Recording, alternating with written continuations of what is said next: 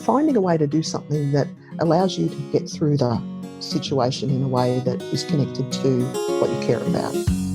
And so just trying something you've never tried before and doing something different that is meaningful to you. And young people have found all sorts of different solutions and ways to cope with this. And I think there's something really important about knowing that we can do that. Just knowing that we can do that. That was Dr. Louise Hayes on Psychologists Off the Clock.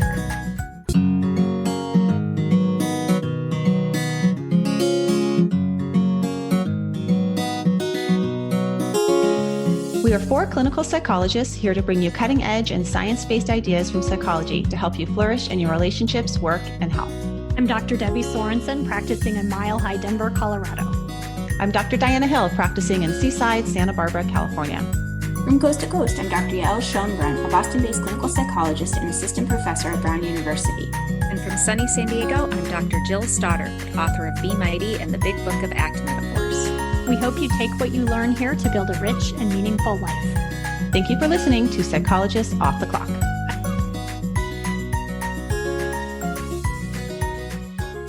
Hi, everyone. This is Debbie. I have an interview today with Dr. Louise Hayes, who is an expert on adolescence. And in the episode, we talk a lot about some of the different stressors that adolescents face as they go through life. And right now, as you know, there are a lot of them. So in the episode, we talk about some issues related to the pandemic and how that impacts adolescents specifically. And we also talk about some other just more general issues like bullying and that type of thing. Diana, what are your thoughts about the episode? Well, what a treat, first of all, to have Louise Hayes on. She's just such a passionate player in the field of adolescence and has brought so much sort of beautiful work of ACT to adolescence. And I love her DNA V model. And, you know, I have a sort of soft spot in my heart for adolescence, I think in part because I had such a struggle with it myself. It was a really painful time. And I see in my current life now how developed milestones that weren't met for me as an adolescent show up in my relationships. I know, Debbie, you've experienced that. Maybe a few of my communication difficulties. And so I actually have dedicated a lot of my career to adolescence. And we're talking about adolescence. We're talking about this span from 12 to 24. So it's a huge developmental span. It's the time of our life when we have the highest risk of death by accident. So no wonder our parents are freaked out because, there's accidents from drug use, from risk-taking behavior, from suicide. It's an incredibly difficult time. And it's also a time that I think what gets left out is it's a time of growth, an opportunity to prepare you for adulthood and creativity and courage. And I think it's important as we set the stage for adolescence to look at what are the developmental tasks of adolescence and what is the interpersonal neurobiology that's happening during this time so that we can really harness the strengths as Louise Hayes talks about so beautifully in this episode and also learn from them while keeping them safe. She talks a lot about that. So some of the changes that are happening in the brain, I love the work by Dan Siegel, who was on our show a number of episodes back, and his work called Brainstorm. If you're a parent of an adolescent, buy that book now. Go get it because it'll save you. It saved me as a therapist to adolescents. He talks about these 4 tasks of adolescent development: novelty seeking, social engagement, high emotional intensity, and creative exploration. And when we think about the pandemic right now and how it's impacting all of those things, and also how all the radical changes that are happening in race and oppression, and how the adolescents are really, those 20-year-olds are taking the lead in big, powerful, wonderful ways and making change in our country. So there's upsides and downsides to all of these tasks. And how do we as parents step out of and supporters, therapists, step out of the myths that adolescents are lazy or out of control and that we need to control them, and step into really practicing perspective taking, understanding their developmental tasks, seeing the strengths and the creativity and courage, and creating a path where they can have enough room to grow. We have a lot to learn from them. And the best way to do that is for us to model some of that perspective taking and empathy with them, which I think Dr. Hayes talks a lot about. Yeah, that's great. That's a really helpful model, Diana. Thanks for sharing that. I'd also just like to let our listeners know, she talks about the DNAV model in the episode. And if you want to learn more about that model, which would actually be a great place to start, check out episode 79, which we did a while back with Louise, because she kind of walks us through the model a bit more, and you'll hear some of the terms in the episode today. Also, you really need to check out her book For Adolescents that's just coming out. It's fantastic. It's really good for adolescents themselves. And also, if you're a clinician, you should check out her offering on Praxis. Praxis Continuing Education is one of our sponsors. And Louise has a training on the DNAV model. It's an in-depth one. It's on demand, so you can do it at your own pace from the comfort of your own computer. So check that out at praxisset.com, and you can go to our webpage to link to them. Yes, we also are affiliates of the Neurodharma program with Rick Hansen, which is a great resource as well, as we're learning about our own resilience and how to have some more mindfulness and empathy and perspective-taking skills. And then I also want to say just a little plug for our podcast. Help us out by making a donation on Patreon. It's a values-based donation. We put a lot of blood, sweat, and tears and into these episodes. And we need some support to keep the podcast going, because for it to be financially sustainable as we grow, we need a little bit more support to do all of the behind the scenes stuff. So check out Patreon, and please make a values-based donation.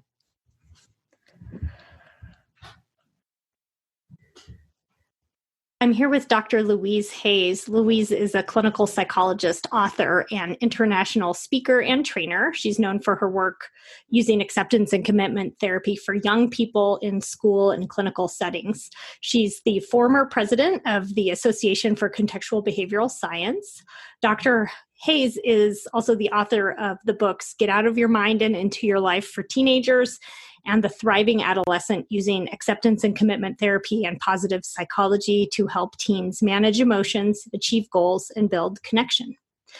And she has a brand new book just coming out, which is a fantastic book for young people called Your Life, Your Way, Acceptance and Commitment Therapy, Skills to Help Teens Manage Emotions and Build Resilience, co-authored with Joseph Cherokee.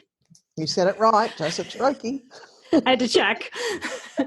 And this book, I'm going to get copies for my niece and nephew and for my own kids when they're older. If you're an adolescent or know one, you've got to check it out. It's a really good self-help book. She's also been on the podcast before, episode 79 on helping adolescents thrive. If you want to learn more about her model for working with adolescents, DNAV, go back and take a listen. It's a great episode. Welcome back to the podcast, Louise. It's great to have you here. Thanks, Debbie. It's really nice to be here. I really enjoyed the last one, so I'm happy to come back. Well, thank you. We're glad you're here, and also glad that you've written this book and that you're here to talk about it. And today we'll be talking about the book, and we're also really going to focus on how adolescents are coping with the big issues going on in the world today. I think that's a really important topic, because adolescents right now are facing some pretty serious global problems. Some of these didn't even exist way back when I was a teenager.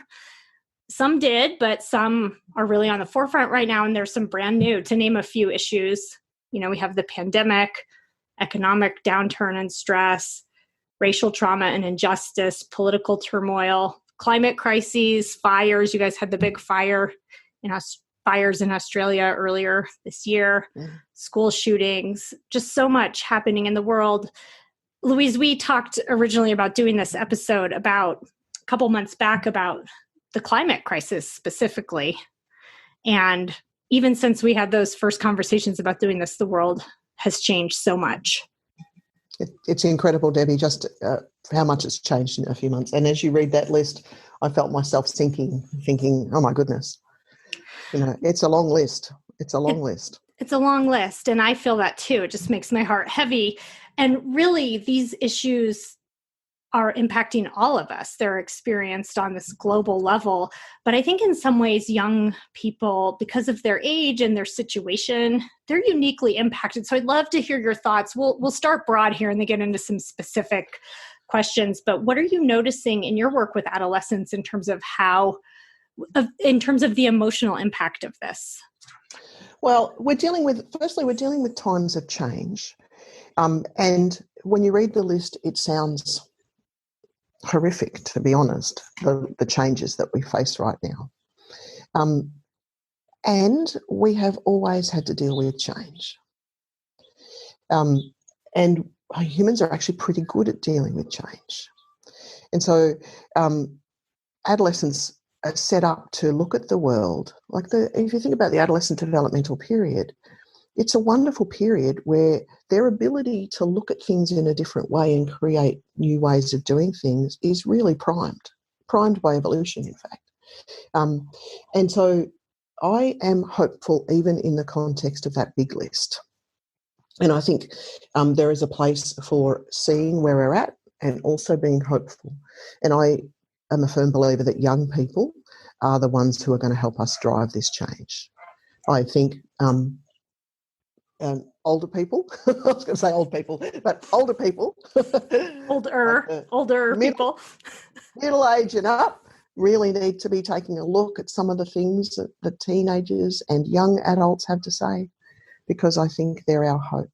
I might add, I don't want them to be responsible. We're responsible too, but they have new eyes. And I might just give you one little example. Yes, please. There's a researcher in the US called Alison Gopnik who looks at our cognitive styles and the way development influences that. And she has some really cool research showing that as you get older, you're less likely to accept a new hypothesis, a new idea, even if the evidence supports that new idea. So the older you are, the less likely to accept new ideas, even if there's tons of evidence around to say that there's a new idea. And adolescence is this unique window where new ideas are accepted and looked at. And I think that's something that I hold hope for. That's good to hear. I think that does give a hopeful point of view. And also there is a certain level of flexibility when people aren't just set in their ways and, I don't know, dare I say jaded about That's things. what you need to say. Yeah, I think that when I think about my own kids, I spend all this time worrying about, this is so hard for them. They're not with their friends, they're not at school, all these things because of the pandemic. And then I'm with them and they're adapting. Yeah. They're adapting. And our ability to adapt is remarkable. We just have to make sure we're adapting to the thing we want. Yeah. So that's hopeful. And we'll talk today about how adolescents can use that flexibility toward, their values and creating change in the world to the degree that they can. I wonder, are you seeing that this is impacting them as individuals? There must be a lot of variation in terms of how this is impacting adolescents. There is a lot of variation. When you say this, we're just talking about change, I guess. So because this might be the pandemic, but this might also be changes in social structure or political change or climate. So we'll just say this as change. And how they're coping depends on many individual factors. And some are really coping very well and some are struggling. And so it's kind of hard to answer that question. I guess meet your adolescent where they're at. Or if you're a young person listening to this, wherever you are is okay.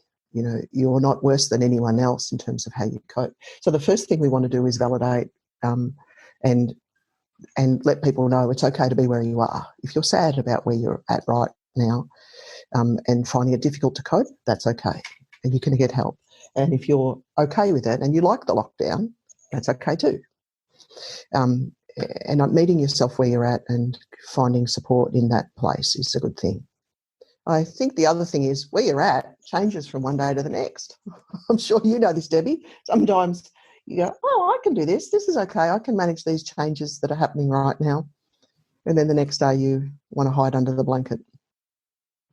Oh, yeah. That's exactly how it is. It's so up and down. And I think that's been true with all the adults that I've talked to, older people I've talked to as well, is that it varies a lot. Some people are having a tough time some days, some aren't. Yeah. So no different regardless of your age group. Yeah. What is probably quite interesting, I think, is that I know so if we just talk about in the context of the pandemic, when it first happened and we had to go into lockdown, there were lots of people who, including all the psychologists that I work with in the clinic I work with, who were stressed and overwhelmed, and how are we going to cope with this and how can we do this? And clients too, and young people. And then within a couple of weeks, we kind of settled into the pattern of whatever we had to do to manage the isolation. And then here in Australia, we started to open up again. And I was really stressed and overwhelmed about the prospect of opening up again. And I spoke to a few clients and psychologists, and we're all the same. We're all like, oh, not sure I want to go back. I don't know how to go back. This is all stressful. And then we start going back, and it's like, oh, okay, I can do this. Yeah. So what you see is this kind of wave that happens. The stress brings I can't cope with this. And then within a little space of time with the right supports, we kind of get, okay, we can do this. And then going back to what we used to do before brings the same amount of stress. And then isn't that interesting? Yeah. It fluctuates, and it does that. The new normal, it feels like as things change, it's like a new normal every single day over time. And we do have this ability to ride these waves. I think young people are finding that too. And it gives us hope to know that we will adapt pretty well. Yeah.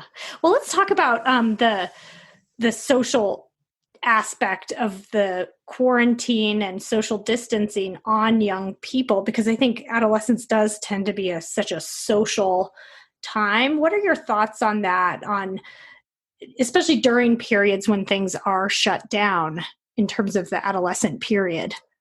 Yeah, I think that's a biggie because one of the key developmental tasks in the adolescent period is the social aspect.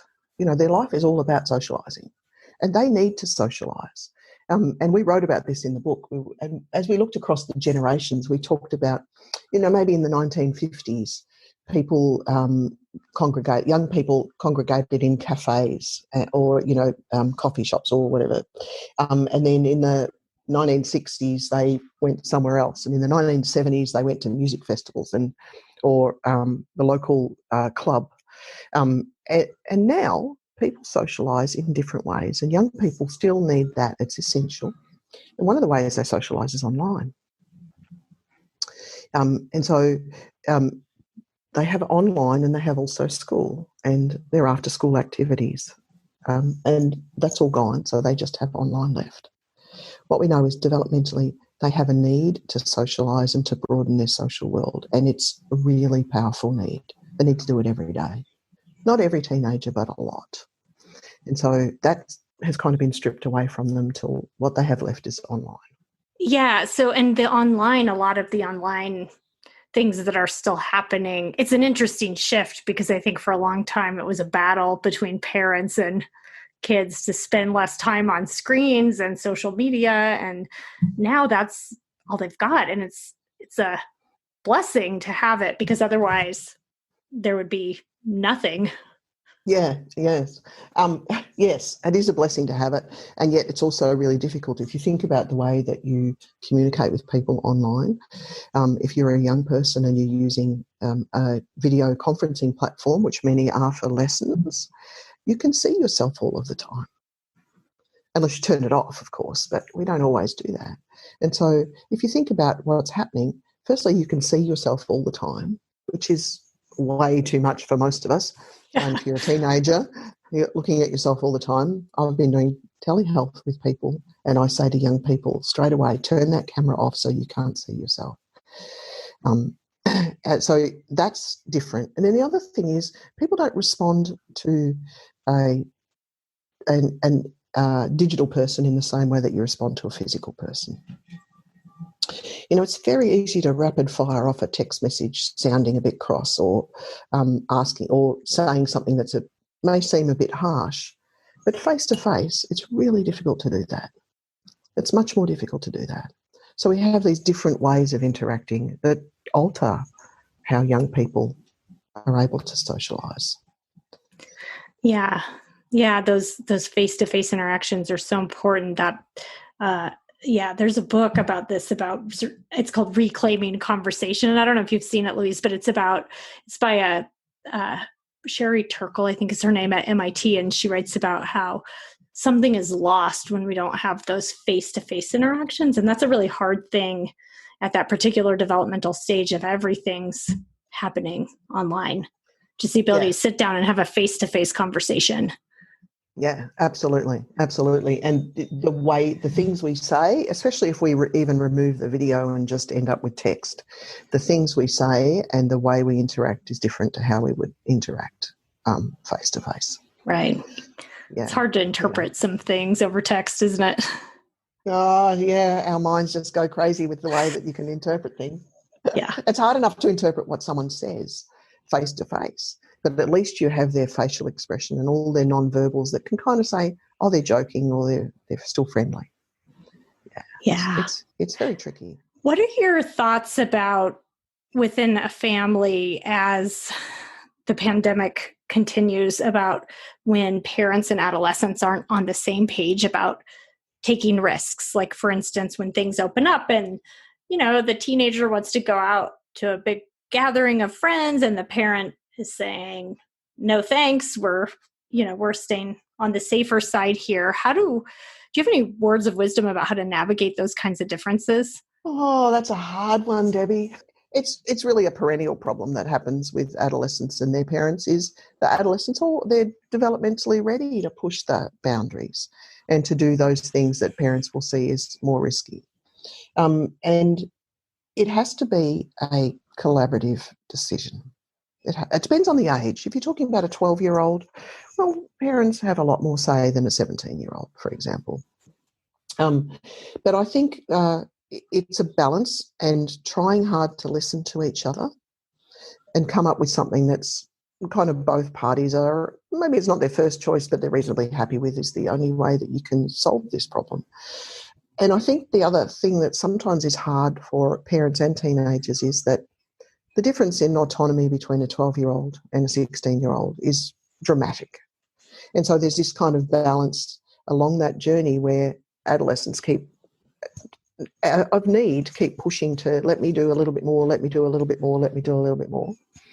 And parents say, no, not that yet. And those two things are essential. You can't have one without the other. They go together. The parents provide the safety and the boundaries to stop teenagers from going to a rave party in the middle of a pandemic. And the teenagers try to push it so that they can get their independence. Those two things are needed.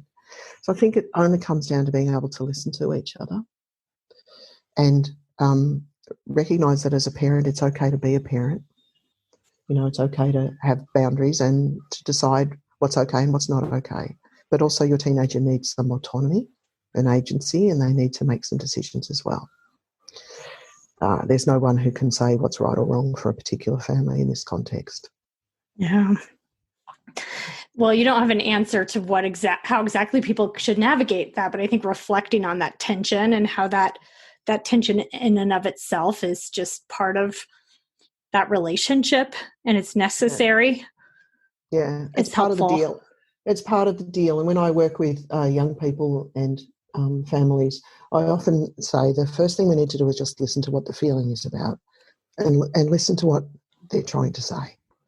And then from there, sometimes try to work out how to come up with a shared thing. This is an interesting exercise in whether I'm allowed to go out and be exposed to coronavirus or whether I have to stay home. It's tricky. It's tricky. It's tricky for all of us. In your previous episode with us, you talked about how evolutionarily teenagers are meant to be leaving the nest and setting up their own lives, and that everyone's back in the nest 24/7, and it's just not how it's meant to be. It's a hard thing about this. Yeah, that is a hard thing about this, and that social aspect means that the people that you're seeing face to face is just your family, and it can be great for some families, but not for others. So yeah. For some, it's just too much.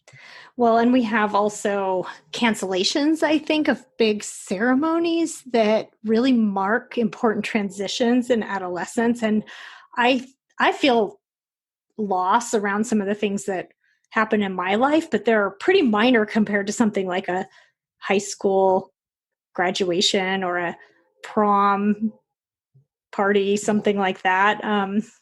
Sad. Yeah, and they are real things to be sad about. They're the real losses of this experience. Yeah. Kids starting high school for the first time and have not being at high school. All of those things. And I think we need to recognise and acknowledge that as an adult. Sometimes it can be easy to dismiss it as not important. People are dying. Why are you worried about your graduation, for example? But they are real losses. They are.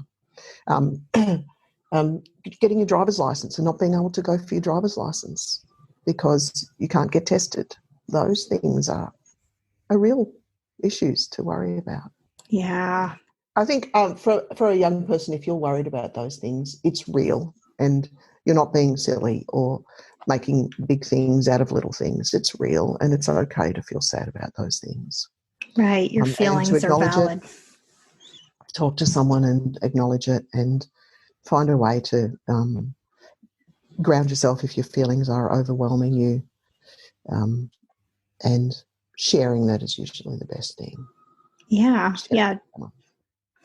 One last question related to the pandemic. We're not sure when this episode comes out. It will be the start of a new school year here in the United States. I don't know, your schedule is probably different there in Australia, but I don't know what the year ahead is going to look like. Some mix of online and in person. It might shut down again. Who knows? I wonder about this online school thing. I think some young people are just fine with it. In fact, some maybe prefer it in a way, not having to go to high school, and they like that setting. But I know that some people are struggling with this, trying to learn online and do school in that format. Do you have any thoughts for parents or adolescents who are just finding that to be a really hard way to learn and really missing the school setting? Yeah, I'm seeing all of those things so I've been working with clients on telehealth online and also doing some work in schools, and I am seeing all of those things.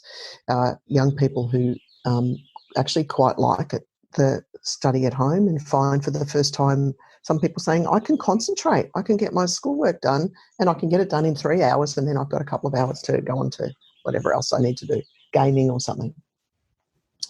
And other people failing their school year because they can't concentrate and they can't get the work done by themselves.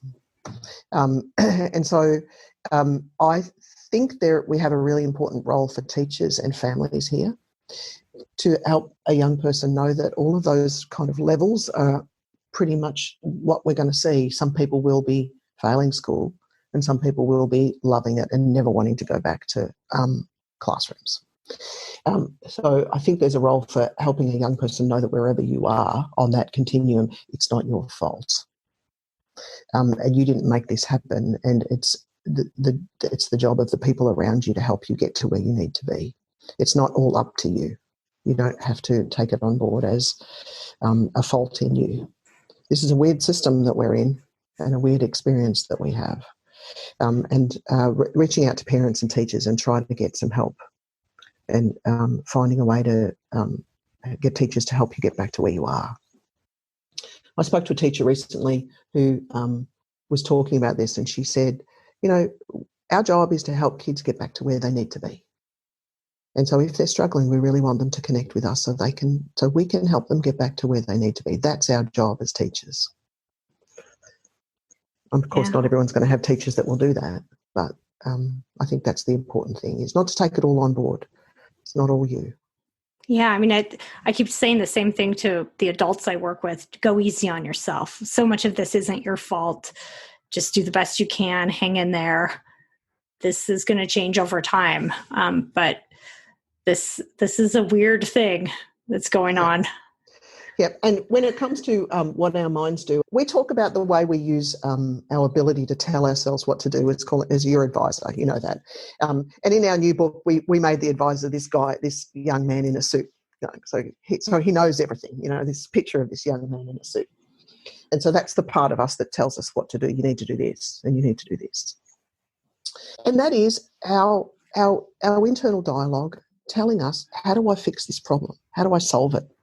That's being ruled by the dialogue in our head, by our ability to tell ourselves, how do I fix a problem? We call that giving yourself advice, right? How do I fix a problem, right? It makes you feel like you've got something useful to do, right? And so that's being ruled by the voice in your head that says, find a solution, find a solution, find a solution, right? And sometimes that's not what we want to do. And so there will be people who are failing school or finding school difficult or don't want to go back to school who will be saying the same thing, find a solution, right? And their minds will come up with a solution. Now, if you flip it over, there's another part of our model that we call being able to discover and finding ways to try new things you've never tried before. So if you imagine one group of people being ruled by their advisor, and then there's another group of people who found different ways to do things, right? And that is what we call being a discoverer, or finding a way to do something that allows you to get through the situation in a way that is connected to what you care about. And so just trying something you've never tried before and doing something different that is meaningful to you. And young people have found all sorts of different solutions and ways to cope with this. And I think there's something really important about knowing that we can do that. Just knowing that we can do that. We'll always find a way to get used to it. But your advisor is not going to tell you that. Your advisor is going to say, find a solution, quickly fix the pandemic, make it go away. Yeah, your advisor's trying to keep you safe and protect you, but it's not always doing it in a way that is actually helpful or actually in line with those bigger pro-social values. Yeah. Like so coming together, helping one another. Yeah. So stepping out, finding something to do, finding something that you haven't tried before, seeing what happens is a really good way to manage this. And we can add a new advisor rule that we do all the time. So we have our own rules that we tell ourselves. And so a new advisor rule is this will end. This will end. And so that's something that I have to remind myself of often. And I think finding a way to remind ourselves that it will be over and we will get past it. This too shall pass. That's hard to remember. Sometimes when you're in the middle of something hard, it doesn't feel like it. Yeah. But exactly. having that bigger perspective is really important. Yeah. And to remember, we are set up to manage change. We are good at it. We don't feel like we're good at it in the middle of it. But think about all the ways in which we've adapted and fit. And, 3 months ago it was locking down and now it's opening up, or, whatever it is, we'll cope. We will cope. And what we want to do, and this is the important piece in that discovery, is we want to cope in a way that makes our world better. Yes. Yeah. If you're looking for a great way to support us here at Psychologists Off the Clock and make your life easier and healthier, you should go to my new favorite online store, Thrive Market. Thrive Market carries all your grocery and household essentials with the convenience of getting everything online and then quickly shipped right to your door. And right now, you can get 30% off your first order plus a free $60 gift if you go to thrivemarket.com/POTC. I love that I can use specific filters to curate my shopping experience so I can find organic meats and low sugar snacks for my kids. Plus, when you join, they give to a family in need. How cool is that? So join in on the savings with Thrive Market today and get 30% off your first order plus a free $60 gift. Go to thrivemarket.com/POTC for 30% off plus a free $60 gift. That's THRIVE market.com/POTC. thrivemarket.com/POTC. I know I talk about my kids a lot, but I also have two adorable dogs, Tilly and Hazel. We love to spoil them, which is why we love Whole Life Pet. Whole Life Pet makes single ingredient treats, meal mixers, supplements, and hydrating snacks for both dogs and cats. And if you try out Whole Life Pet, you're surprising your pets with fun new flavors while also supporting Psychologists Off the Clock. Visit wholelifepet.com and use promo code POTC to get 25% off your first order with free shipping over $50. When I open the Tuscan Blend Bistro Bowl meal mixer to add to Tilly and Hazel's food, they start wildly sniffing and can't wait to dig in. The best part is Whole Life Pet uses a freeze-dried process that locks in nutrients and freshness, and they never add chemicals, additives, preservatives, or anything artificial. Visit wholelifepet.com and use promo code POTC to get 25% off your first order with free shipping over $50. If you're unsure about what to try, you can fill out their short questionnaire by clicking the red Start Today button on the home page. It will ask you a few questions and make custom product recommendations for your pets. Visit wholelifepet.com and use promo code POTC to get 25% off today. Well, speaking of, we mentioned earlier that we originally were talking about doing this conversation focused on helping adolescents with their fears around climate change. You know, you've had these big fires in Australia, so many concerning alarms about what's happening to the environment on the earth. How can we translate this idea into that problem? Yeah. How do you help adolescents worry about their fears related to that? Yeah, that's a really good example to talk about. And now you have fires in the north. You have Right. fires at home where you are in the US, and as your summer comes in. There is a place for inside this behaviour that we call the discoverer is trying things you haven't tried before to see what happens. And there are a lot of ways to think about active hope. So taking some action that builds hope. There are ways that you can do that in the house, but outside of the home, there are some pretty incredible organisations that are giving young people ideas of how to have active hope. And so I don't want to just talk about it as a concept. I want to talk about it as a thing that people can do. But active hope is not living in your comfort zone all of the time and trying new things, interacting with others and paying attention to what happens. So what we want to do is discover your power to act, okay? And for example, the school strikes for climate were a really powerful way that students were able to take action and show the world that they cared about something. And right now, with the shutdown, there are actually school strikes for climate happening online. And I know that the climate is kind of pushed to the side while we manage the pandemic. But if you think about the small steps you can take action in your family by helping your family see that this is important to you and changing the way your family might do some things. Maybe planting vegetables is a good thing to do in the middle of coronavirus, or taking action on how your family does things at home. And it's not just about a family changing how they use their rubbish, for example. It's educating people and sharing the knowledge and ideas you have with people. One good example that I want to share is I need to mention this organisation because they've done it so well, and that's Extinction Rebellion. And I'm not advocating that people join that organisation. But if you go online and look at the way they have organised their social group, it's all about how do we connect in a way that makes this fun and helps us get our message across. And that's the two things that you kind of want to think about is how do I find a way to find my people and have fun? So whether it's craft or cooking or singing or dancing, which, by the way, is what this organisation does, it's getting with the people that are your people who care about the issue you care about and finding things to do. And when you're together, you can then build on to the next action that you want to take. So I think it's together, and it can be very small actions.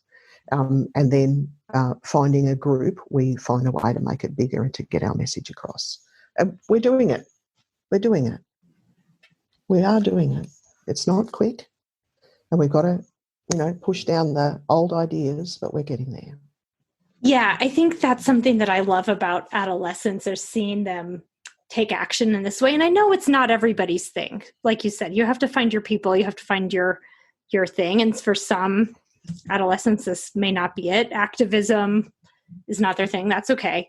But I think that for those that are, it's exciting to see some of the things that young people are doing in the world. It's very inspiring. Yeah, it is very inspiring. And the reason I talked about that organisation, Extinction Rebellion, is because it's actually a nice model of it's a nice psychological model. So, for example, one of the things they do is they make sure they cook together.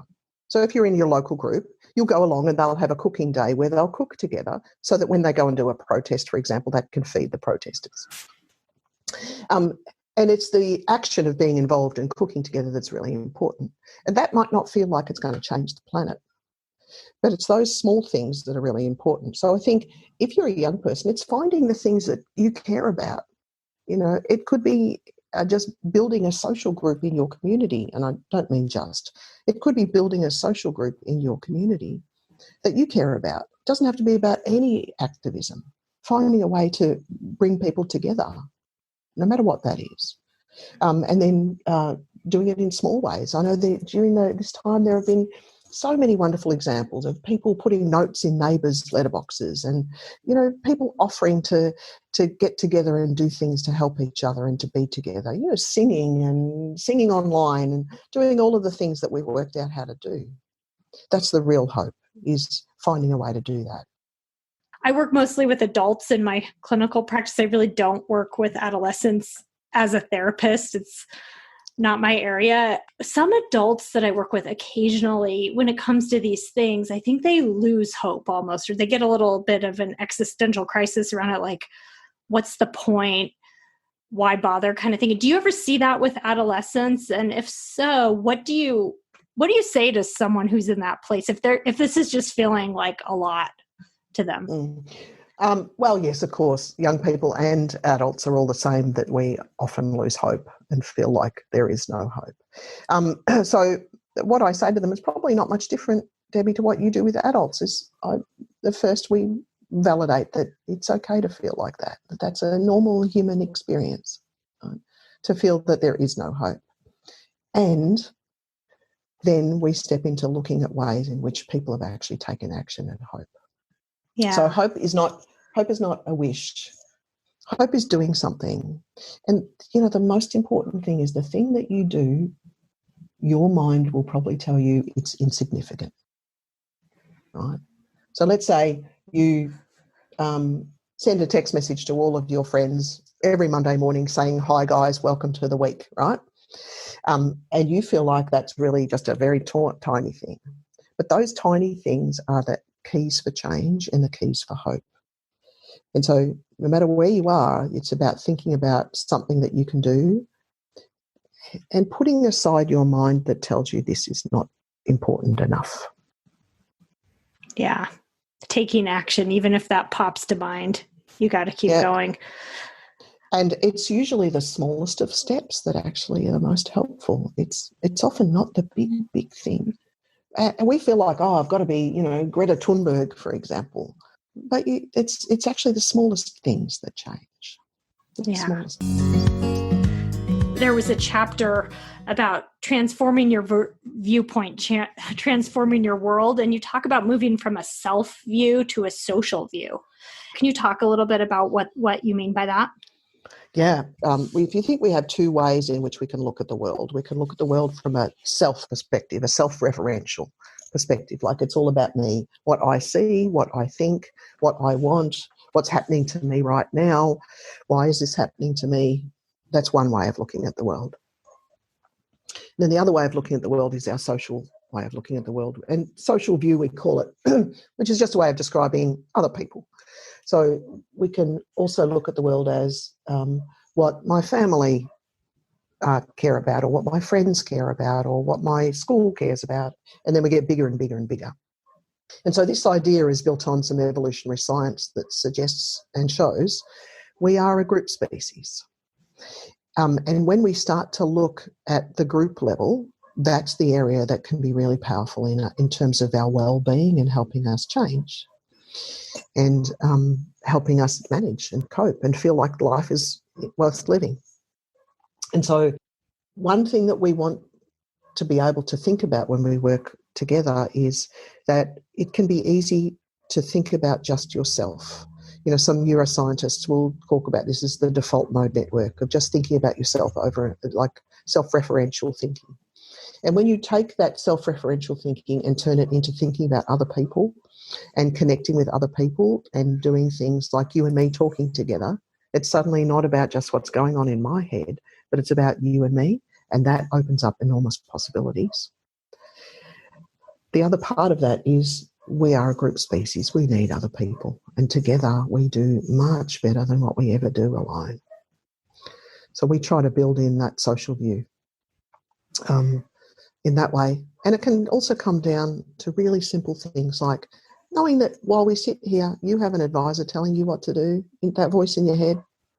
And you notice feelings inside your body, and they're different to mine. Being able to do those simple things and check it out.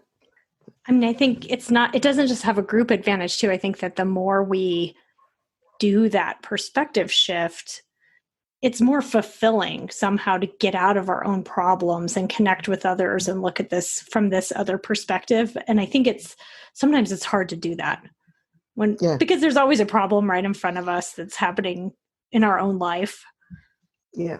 Yeah. And we always feel like we can mind read and interpret the situation. Well, we don't always, but we often feel like we can mind read and interpret the situation well.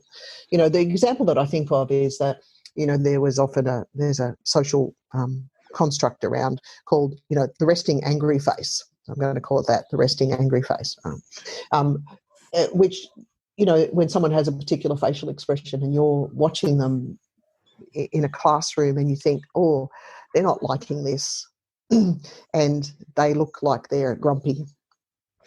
But if you go and check out what's going on for them, sometimes they're just listening, and that's their listening face. And I think that's how you transform your world, is understanding that what you see, you will be set up to interpret your way, and that's not always the only way. You need to check it out. Right? You need to check it out. I wish I could remember what age I was, because I remember having this aha moment. I used to go into groups when I was young and just think that, oh, everybody's looking at me and they're really focused on what I'm doing and I better not mess up. And they all probably think I'm, you know, I just had this constant self-doubt going through my head and around groups of people. And then one day I just had this aha moment that, oh, they're probably also all thinking the same thing about themselves.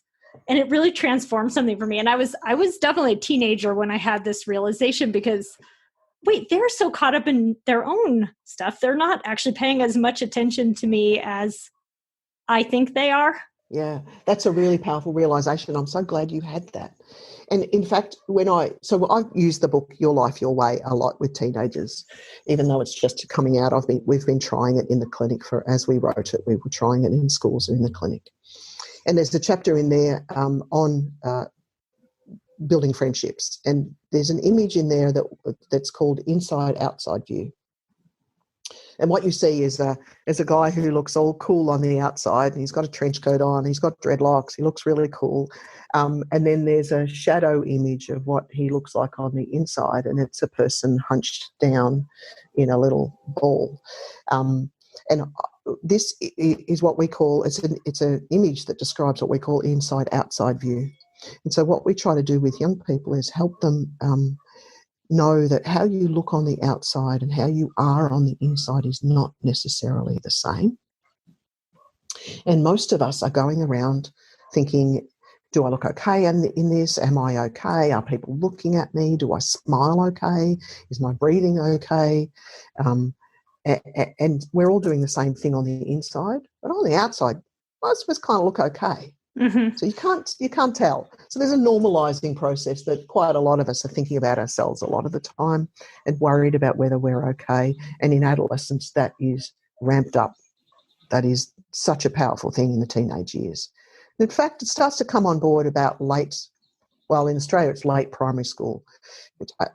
Late elementary school, I guess, 8 years old, 9 years old is about when you start to see yourself in the context of other people and start thinking about whether you're a popular person or a not popular person, those things. Yeah. Yeah, I can see it. Once you know that, it changes it. Sometimes I say to young people, just imagine that you go into class and everybody has a thought bubble on their head and you can actually see what's going on. Yeah. Even if you and I did that right now, Debbie, like I know I would be having a thought bubble on my head right now that says, is this interview okay? Am I rambling too much? And you probably have something similar. Yeah. Oh, I'm botching this. I'm doing a terrible job. Yeah. Mm-hmm. For sure. Yeah. So it'd be nice if we could just imagine that as we walk around. Yeah. Actually, if we could see other people's, we might feel a little better because we'd realize we're not alone, right? In those kinds of thoughts. Yeah. Yeah. And actually, it's really helpful. If once you know it, it becomes helpful because you realize the purpose of that is to help you do a good job at life. Yeah. Right? It's to help you do a good job at life. If you were able to get rid of that altogether, so you didn't actually care what people thought and you didn't care what people think, like I'd turn up to school in my sweatpants and they'll probably wear the same sweatpants for days and days on end because I wouldn't really care what people think. And so there's a use there in having a sense of what other people think. And as long as we can soften around that and not make it a rigid rule that we have to always be doing what other people think or worrying about what other people think, then we can get free of it, like you did. Yeah, that's such a good point, that there really is an important function of it socially, that it helps us be part of the group. It's as long as we don't buy into it too much where it gets to be, a big problem in its own right. Yeah. And yeah, absolutely. And we internalize that over time. So you can even live by yourself and have a social view inside your head, for example, where you think, well, I better not stay around in my sweatpants. I better get dressed and I better do the dishes. And there is no one to see that you've done that except you. But that self-reference, that ability to think about what other people think becomes part of us. Yeah. And that's an okay thing. We actually need it. Probably doesn't hurt us to change our pants once in a while, even if no one knows about it. Yeah, that's exactly right. That's exactly right. Oh, that's a good pandemic question, isn't it? When we all get out of our sweatpants. We need that. I know I'm not a good person if I just let myself do whatever I want. I need to know that someone around me is going to say, hey, and even if they're not going to say, hey, inside my head, I think they are. Yeah. As long as I don't get caught up and lose my life to worrying about pleasing other people. So there's always that kind of balance. And if you make self and social in balance, like self is what I think about me inside my head, who I am, what I want, and socially is what other people are doing and what other people think and do I get along with other people. And I think if you keep those two in balance, you're probably going to be pretty much doing okay. Yeah, then maybe that's the balance to aim for. In your book, you have that section on relationships and friends. You also have a great section on bullying and how to handle if you are feeling bullied, other things like anxiety, managing life online. And that's huge right now. Just finding that sweet spot with social media and video games and with the pandemic. I mean, I think that's sometimes even harder to manage. Oh, absolutely. Absolutely. And I'm going to give a plug for our book because and when I say our, this is mine and Joseph Cherokee. Joe is the first author on this. But Joe and I spent 2 years on this book and I think it's the best book we've written. And what we wanted was something that was real and usable. So we know that most people don't want to pick up a self-help book and read it. Like, it doesn't matter whether you're an adult or a teenager. Most people don't go, oh, I'd really like to read a self-help book today. And so there's that. And then the other part of it is that we also know that most of us are pretty time poor and we just want to get the information that we need when we need it. And you don't want to read 300 pages to do that. So we wrote this book with each chapter being a specific problem. So if you are a young person or you work with young people and let's say they're getting bullied, you can just go to the bully chapter and you can read that independently of anything else. You don't need to read the whole book. So we wrote it like that because we wanted people who help young people, the professionals, to find something useful, and we also wanted something that was useful for young people.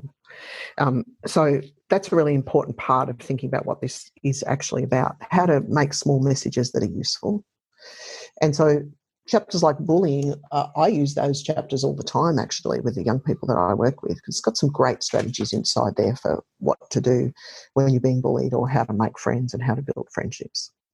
I mean, it's very well done because it's very readable, compelling, practical, fun to read. And there are such helpful tips in there. I mentioned earlier, I'm going to buy it for my niece and nephew.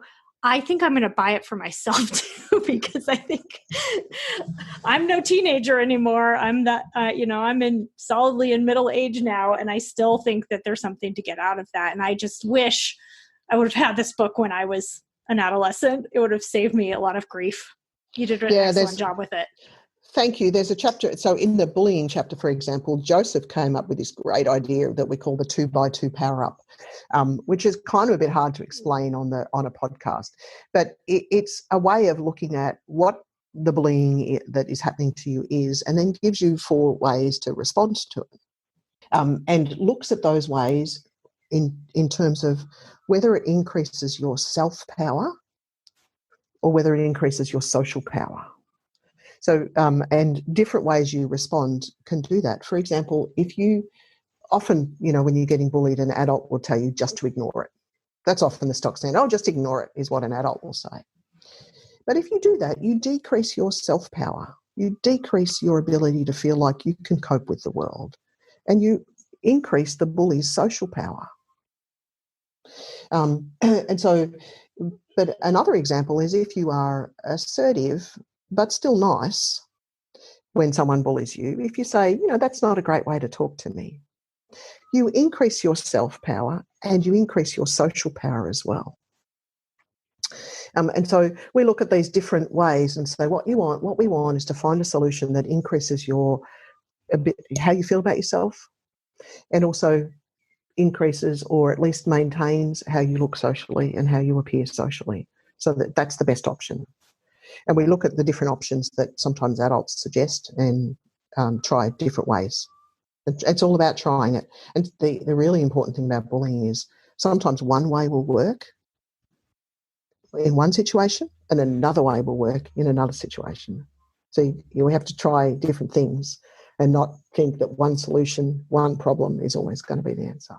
Right. I love that you try different things, but you have some actual helpful strategies for what to actually do. It's not just about how to manage your own feelings about it. That's in there too. But it's also like, what do you actually say in those kind of situations? Yeah, that's really absolutely. helpful. Yeah. And we need to know it. And let's face it, bullying is not just with teenagers. Like adults get bullied too. Lots of adults get bullied at work. And we need to work out how to deal with that. Oh, I work with my adult clients all the time on assertive communication. It's a hard skill. Yeah. And you also have some other things, like, for instance, just things like procrastination and stress and pressure and all these things that people are grappling with in adolescence and beyond. So it's a wonderful, wonderful contribution. Yeah, well, procrastination is a really interesting one, and I'll often talk to professionals who say, "How do I help a teenager get motivated?" And so we do look at procrastination, and that is a place for lots of work with young people and helping them to change. We give some really clear, concrete strategies how procrastination happens and how those barriers get in the way. And I think there's 4 barriers that we talk about in terms of procrastination, and we help young people look at the barriers. Like, my advisor tells me it's too hard is one barrier. Another barrier is, I'm trying to remember, but it's something like it's too big. So we look at each of those barriers and help them break it down so that you can actually say, okay, let's try this one. Really concrete stuff, although I'm making it sound vague, but concrete stuff. Yeah, exactly. And this is what I'm telling you. We can all benefit from this, because who doesn't procrastinate in different stages of life from time to time? Yeah. I mean, I know there are some people out there who don't much, but I myself often do. So yeah, me too.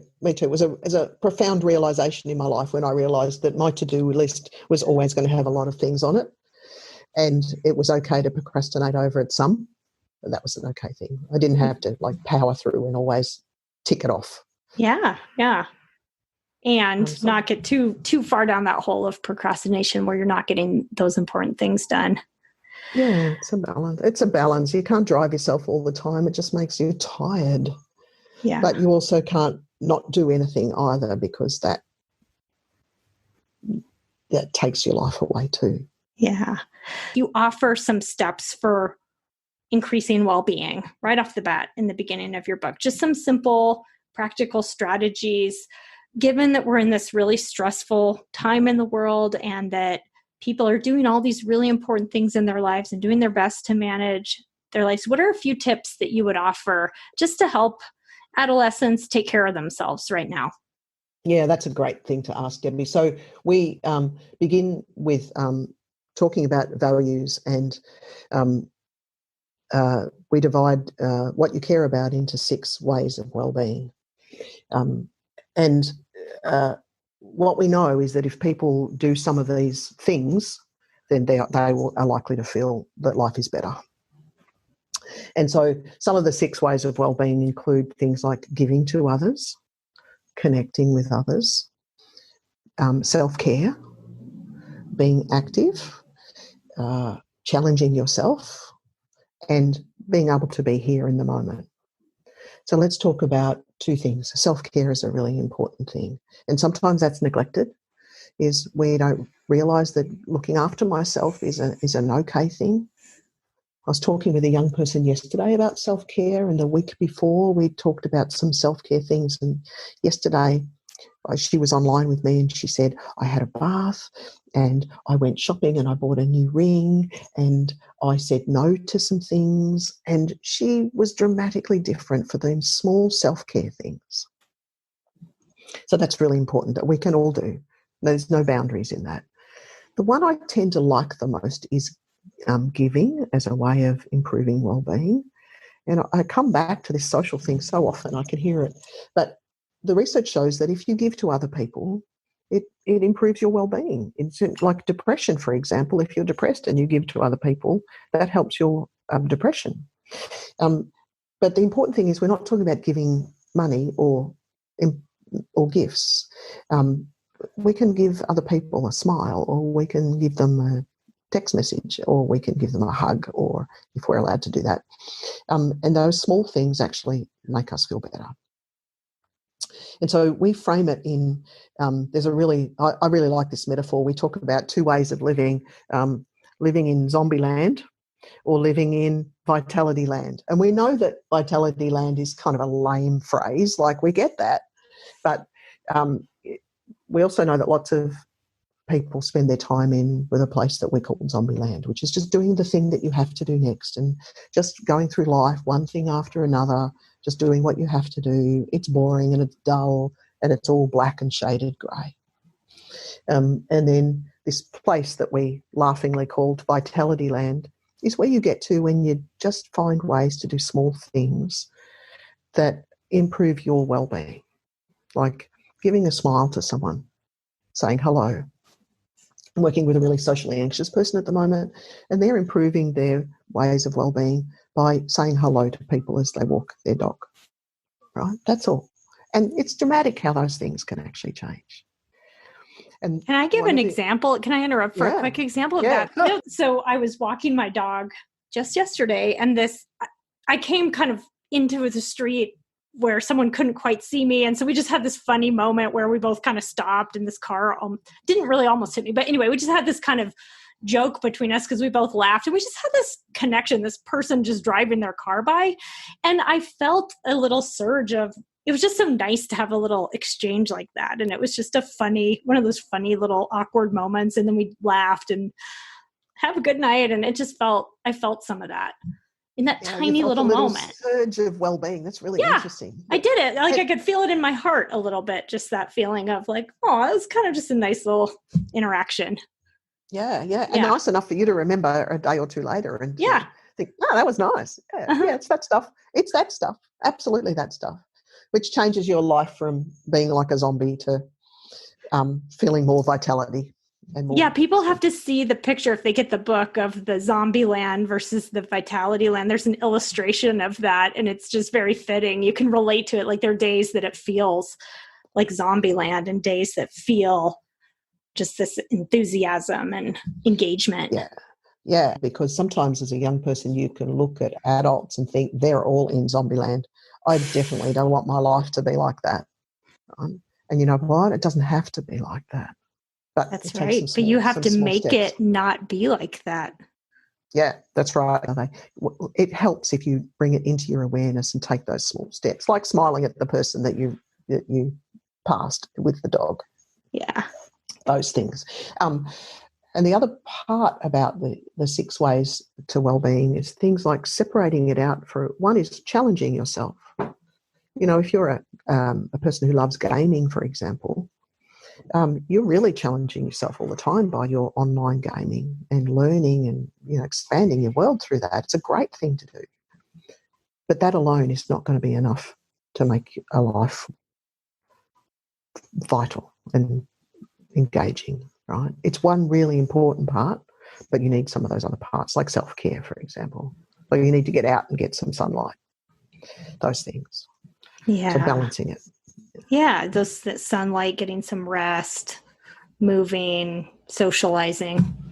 These are great strategies, I think, really practical and important things that people can be doing that are just going to help everyone take care of themselves in the midst of all this. I'm so appreciative, Louise. Thank you for coming on and talking to me today and for writing this terrific book. I hope people will check it out. It's really a great one. And we'll take some of your words of wisdom beyond the interview. Thank you for inviting me, and it's always a pleasure to talk to you. And I love your podcast, Psychologists Off the Clock. It's one of my favourites, and I really mean that. I listen to it all the time because you seem to go in so many different places. It's good fun. Well, thank you, Louise. That means a lot to me. I appreciate it. Thank you for listening to Psychologists Off the Clock. If you enjoy our podcast, you can help us out by leaving a review or contributing on Patreon. You can find us wherever you get your podcasts, and you can connect with us on Facebook, Twitter, and Instagram. We'd like to thank our interns, Dr. Catherine Foley Saldana and Dr. Katie Lear. This podcast is for informational and entertainment purposes only and is not meant to be a substitute for mental health treatment. If you're having a mental health emergency, dial 911. If you're looking for mental health treatment, please visit the resources of our webpage, offtheclockpsych.com.